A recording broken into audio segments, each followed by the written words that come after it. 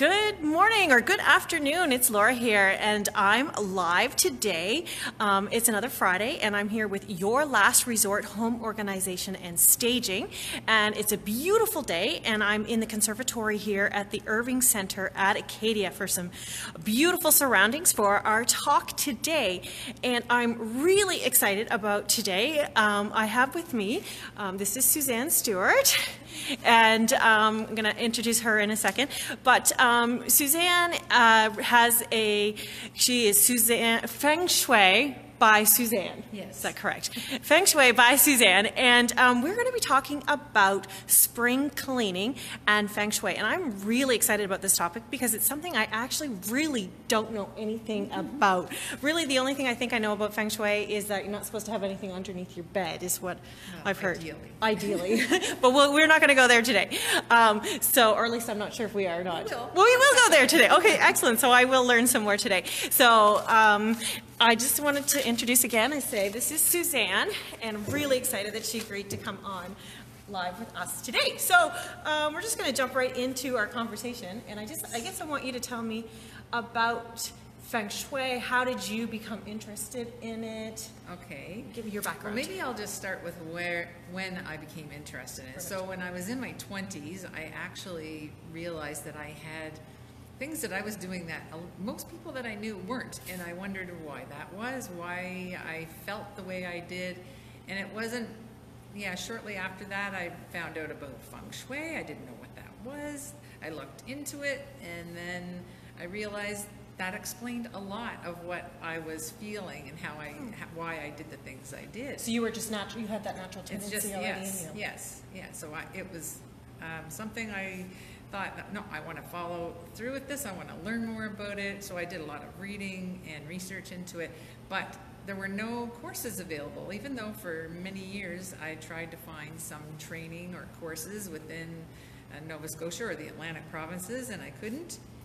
And so eventually I did find training that was going to be offered once. The person who is certified Feng Shui practitioner in Toronto has a school there that she offers training, but she never came to the East Coast before and decided to do so, and I thought, this is my time to go for it. Yes. Meant to be. Yes. So in terms of what Feng Shui actually is, because you just asked that as well, Feng Shui is really about balancing the energy within your environment. So to be in tune with nature, which is a perfect place to be right now. We're here for this interview.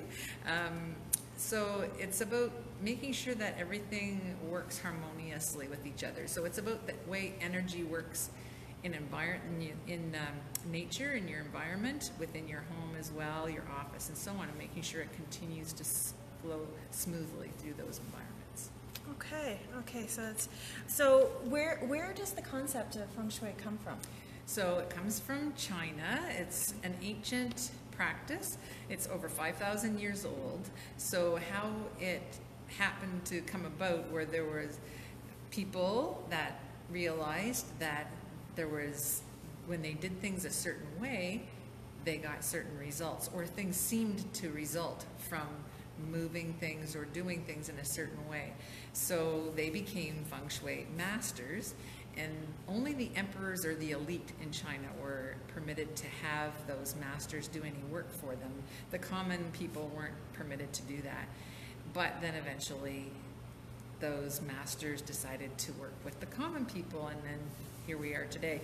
But how it came to Canada was actually during the gold rush. So during the gold rush, when a lot of Chinese people came, they brought it with them. But in Canada, in North America in general, it never really became prominent until about 30 to 40 years ago, when more of the Canadian public that are outside of that culture really got to know what it was about. So it's so interesting. So, and it is something you hear quite a lot about. So, I am really interested in. So, I guess the first question is, what does Feng Shui have to do with decluttering? That's one of the big things we're doing with reorganizing, and how does that all fit into that? Marie Kondo's brought a lot of attention to that with her Netflix series. Yes. And actually, I used to use Marie Kondo as an example about a method to use for decluttering when I would do presentations or speak to people about Feng Shui at any level. I mean, I would just use that as an example because she came up with her own method. Now, she's Japanese. She has her way of doing things that worked well for her, and she's done that since she was a child. In terms of Feng Shui decluttering is actually the number one key, the primary thing that any practitioner would recommend to someone to start, to try to make the energy flow better in their home or office, wherever it might be. Because when you have clutter, you have stagnant energy. It could be, depending on what type of clutter it is, it could make you feel heavy or tired and not productive. And so when your surroundings are like that, you don't have room for opportunities to come into your life, and you're not able to move forward like as you probably want to or should. And so the more you declutter, the more you'll find, opportunities, more opportunities will come your way, and you'll feel healthier. I was going to say that's really interesting because we have done a lot of reading and research too that there is an absolute link between the clutter around you and your mood and depression and anxiety. So that is completely what you're saying. Yes. So we start with decluttering. So with that kind of in mind, we said March the 20th, was it? It's going to be the spring? Spring equinox, yes. Spring equinox. Spring is with a full coming. moon, too, which is a double whammy. Yeah. So it's a big week. Yes. I guess that's next week sometime. So with that kind of in mind, we thought we would talk about like spring cleaning and Feng Shui and getting ready for spring and using some of the principles that you can teach us. So if you want to just walk us through that? Okay, so with the spring equinox, one of the things I'll say to start with is in Feng Shui we use, it's called a Bagua map, and actually I have one here, so I'll just I'll show you what I mean when I talk about that. This is, and I should also begin by saying I practice Western Feng Shui, which is different than a traditional or classical. There are different forms of Feng Shui, many different forms. This form of Feng Shui means you use a map like this that is square with 9 sections, as opposed to something more classical that would be an octagon with 9 sections, 9 areas in it, and each of those 9 areas represent we would call an area of your life, for example, some area of your life. In this example that I'm showing here right now, the green section over here represents health and family, I believe is how I have it there. And there's a color represented with it and a shape and so on, and each area has that. Well, this particular area is representative of the spring. So when you see green, you think of spring. You think of spring. You think of the trees and the grass and plants are growing, and you think of green, fresh. Everything is reawakening from the winter. So in Feng Shui, we think of winter as a yin month, a yin season rather, and summer as a yang season. So in the winter, things are dark and dull and quiet and very restful, and then in the summer it's very high energy and there's a lot of movement and color. There's a lot of, we think of fire and how much energy that brings. Well, in the spring and the fall, those are perfect balanced times of the year where you have equal darkness and light, for example, for spring and fall equinox. And so it's perfect yin-yang balance. So you've got the yin, cold, dark, lifeless kind of energy from the winter moving into the high energy of the summer, and it's think of everything coming to life again. So you're just trying to get yourself ready for that, moving through, brushing off the dust and moving forward and getting ready to starting feeling good again. Right. Yes. Yeah. So in terms of would suggest that you do that. I have 9 things. I always try to use the numbers 3, 6, and 9 when I try to explain anything with Feng Shui, because those are numbers that I just associate with more prosperous types of numbers in Feng Shui. So 9, I'll use 9 because I came up with 9 things I thought I'll start with. But the first one is the decluttering that we just spoke about. That's the first thing. 365 decluttering or something like that. And so there's different months of the year. They'll have a calendar about what you could do each day of the month. So there are different tools to use. The second thing I wanted to mention is your main entrance. So the main entrance to your home or your office, we call the front door or the main entrance to your home the mouth of qi. Qi is energy in Feng Shui, and so that's where a great deal of the energy that you bring into the home, or I should say good energy that you bring into the home, comes through that door. A lot of people don't use their front door. They use a side door or come through the garage or something like that. But ideally, you want to try to use that door as much as possible. So using that door and making it so that it is welcoming. So put a new welcome mat out. That's another thing I would recommend. Just change your welcome mat, put a nice, fresh new welcome mat out. Make sure that your door is clean. If it has a window, make sure it's clean.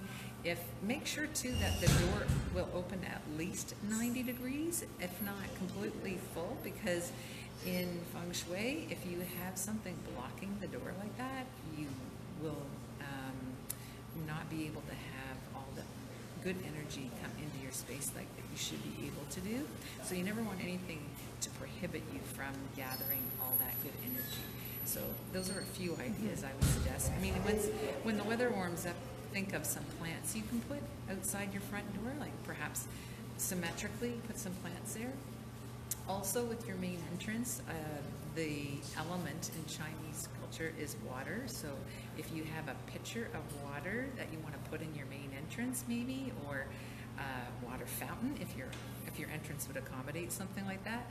But I'll just caution you to make sure that whatever it happens to be, that the water appears to be in a pitcher, or actually is, if it's a water fountain, flowing towards your front door, because it brings the good energy with water in a pitcher or a fountain flowing in the opposite direction. So that's towards the door. Right, it should be towards the door. There you go, windows. Yeah. So windows are the eyes to the future. So you want to make sure your windows are clean, that you can let as much natural light in as possible. So you may have had some curtains on or blinds that you don't want to use for the brighter months during the year, or maybe you do if it gets too hot. But regardless, you want them clean. So you want to let in as much good energy with that sunlight as you can. So try to let in as much of nature as you can, and just observe as much as nature as you can at this time until it warms up a little bit more. So yes, just your windows, just make sure they're clean. And the next thing I wanted to talk about is your kitchen. So kitchens should really be clean. Of course, you need to go through your fridge, check out all those stale dated items that are in there, things that look like science projects, and get rid of them, and try to declutter your fridge as much as possible.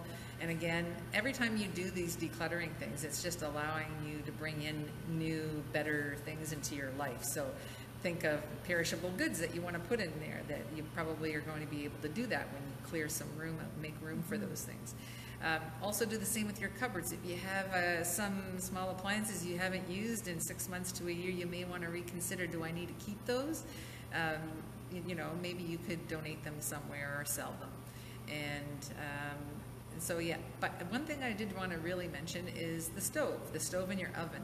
In a kitchen, the stove and oven is considered a symbol of wealth in Chinese culture. So if you clean anything thoroughly, then make sure that is done. And make sure it's clean as possible, as much as possible throughout the year, not just during the spring, because of what it represents in Feng Shui. And the other thing I'll mention too is when you do have it nice and clean, another tip is to maybe have something that reflects the area above the stove or the stove itself. So behind the back of the stove, you may want to put some reflective material or a mirror. Sometimes people will put mirrors up along behind it as a backsplash or something like that. But what that does in Feng Shui, it's the energy that symbolizes is able to enhance that and make sure that it, just make sure that it's even better in your life. More of the same symbolic wealth that you'll have in your life if you do that. Or that's what the intent is. That's the idea. Yes. So the kitchen, yes, just go through and make sure you declutter as much as possible and clean. And I would say the bedroom would be the next thing that I would talk about. And you mentioned earlier about not having anything under beds. Yep. So ideally, that's what you want to have. You'd rather have nothing underneath the bed so that you can have energy flow freely. You don't want to have stagnant energy that may cause you any harm or keep you unwell underneath your bed. But a lot of people don't have any other option than to do that. For storage, yeah. Right. So what I would suggest is that if you have to use it, that area for storage, to try to keep it to things that are softer or like seasonal bedding or seasonal clothes. Like if you're going to store things under there, don't make them sharp, heavy objects that because the energy associated with that is not healthy and not good for us to have. It doesn't allow us to have that free-flowing energy that we would like. Now, how about I have my wedding dress stored underneath my bed? Well, actually, if you were going to store it under any bed, that would be the best one to Okay. have. Yeah, because it relates to you and your Right. partner, your spouse. So depending on where it is, you could even have a better area because there's things called love and relationship areas in your home, but that's for another topic. That's another topic. Yeah. Okay. But yeah, so that's something that's soft and it's symbolic. So it's So symbolic of okay, love. So okay. that's good to have in your Okay. bedroom under your bed. Yeah, yeah, that is a good place to have it. In the bedroom, the other thing I'd suggest is maybe buying some new sheets. Have a nice new set of sheets. Always try to have natural fibers if possible, so cotton if you can. And Bamboo? Bamboo is good too. Just make sure what it's blended with, but bamboo is usually, yeah, that's a good option as well. And lighter colors, because we're going into warmer seasons. So in the winter months, generally, people will often gravitate to darker colors. So maybe buy a lighter color of sheets for the spring and put them on your bed. And I think that's about everything I wanted to mention. Oh, well, except for closets and so on. Yeah, there's a number of things I could talk about. That's a whole Closet thing on its own, just a bedroom. I could do a whole session just on that. What was my other thing I wanted to talk about? Let me just check my notes here. Closets was the next thing. Perfect. Segue. Closets, basements, attics, garages, sheds. Tucked away storage spots. Yeah, all of those places you don't go to maybe on a regular basis, but you have a lot of things stored there. You want to go through them, and by doing that and making sure that you're eliminating things that you don't need or fix things that are broken, that's another big recommendation for Feng Shui is if you're going to keep it and it doesn't work, get it fixed. If it's a broken doorknob or a clock or something like that, make sure you fix it because it's just negative energy in your environment, so you're not able to move forward with things. That's interesting. I'm sorry, I'm going to interrupt you for a Sure. second because that's really interesting because a lot of the clients that we've worked with too, I call them kind of big dreamers. So a lot of the clutter that's in their house are projects that they're going to get to. I'm going to use this. I'm going to fix this.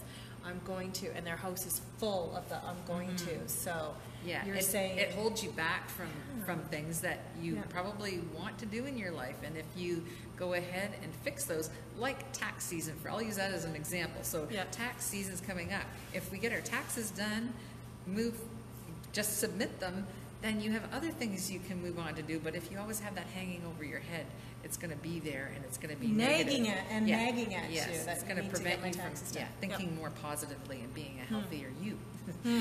So all those closets, garages, whatever it might be, go through them, and by moving around the things, just by doing that, it's allowing energy to flow through those spaces better again, and so it's helping to improve your environment again. So that's another important thing to do. I know I did our shed last summer, and it was quite the project to take on.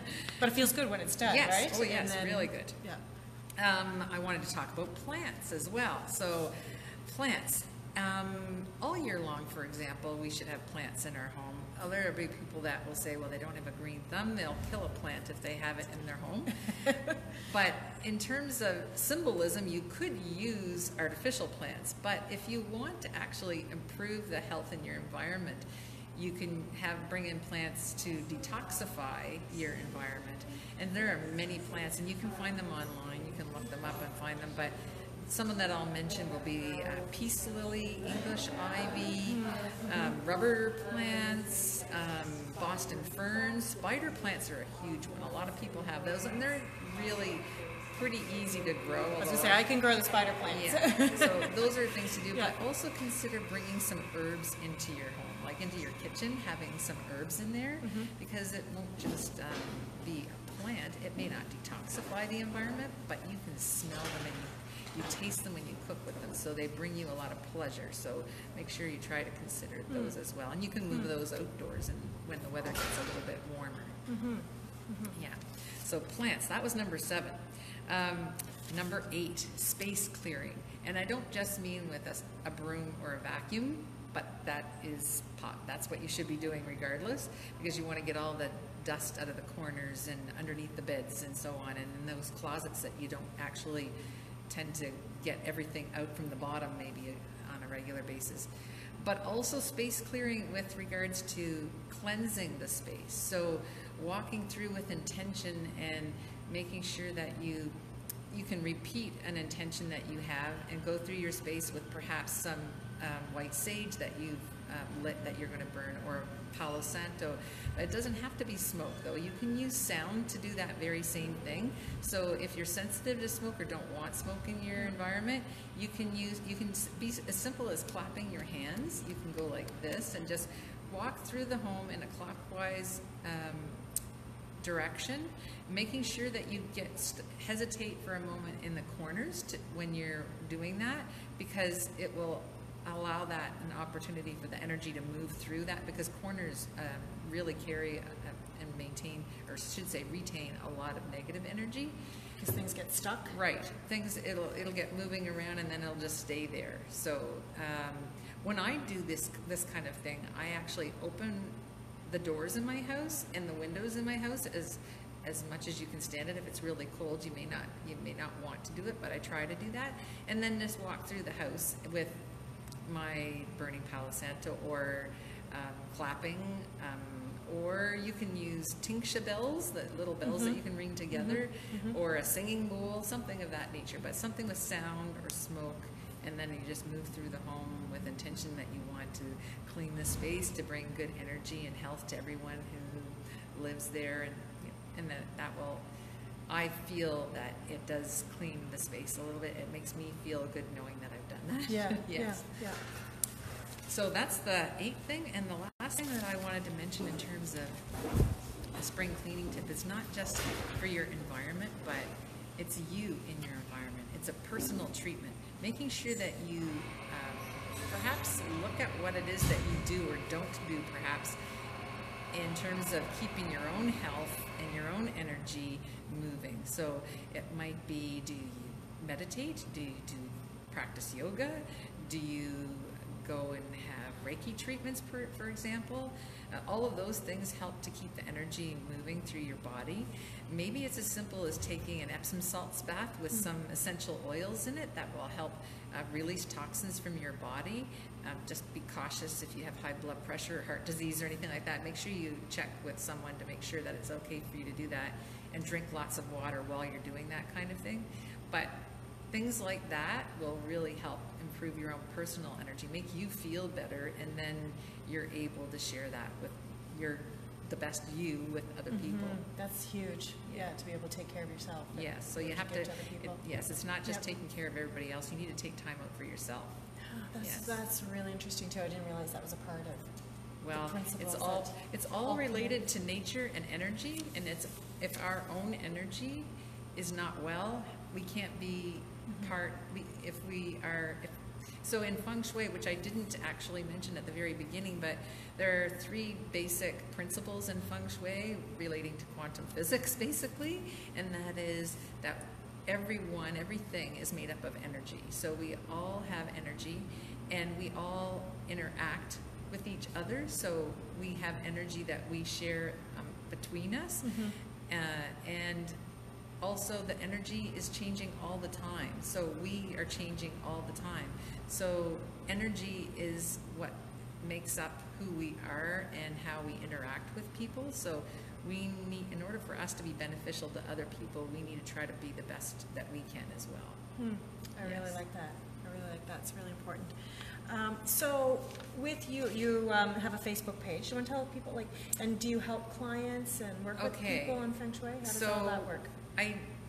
Because I work full time, not doing Feng Shui, I find it very challenging to actually do as much Feng Shui consultation as I would like to do, and I don't want to make commitments that I'm not able to, keep up with. But what I do, I have done quite a bit in the last few years, is if there's a fundraiser for something and they want donations, I will often donate a Feng Shui consultation for an hour. And I've done things like that. I have done consultations both for businesses and homes, but I'm trying to transition in. When I get into my retirement in mode, your next phase, I will definitely be doing more of it. But right now, I try to do things like doing a workshop. So for Lunar New Year, for Chinese New Year, what I do, I try to do every year a presentation somewhere, and I usually just do it for a donation for a charitable cause. So I try to do things like that, but if anybody wants a consultation, I don't mind, if I find the time to do it, and we can work together to do that, that's fine. I don't mind helping out. And if it's somebody that lives a distance and or maybe doesn't want somebody to come to their home, I can certainly do something, through FaceTime or some way like that, so they can walk me through their environment, so I can see what it's like. Give some advice. Right, and as well, generally when I do that, or even when I'm going to go visit a client in person, if they have a floor plan of a house plan or a business, floor plan, providing that to me first so that I can see, and knowing what direction things are in, then it's better for me to be able to help them more efficiently. And see which way energy flows. Yes, things like that too. But I've been in places where as soon as I walked into the home, I was like,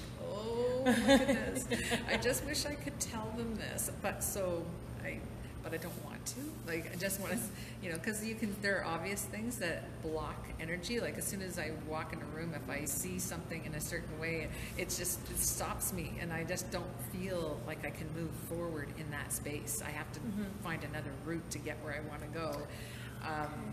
Or I was in a business just last weekend, and it's new, and they haven't even opened up the office space for this business, and it's actually an apartment building, a condo building in Halifax, but their offices haven't opened yet, and they have some new tenants have started to move in.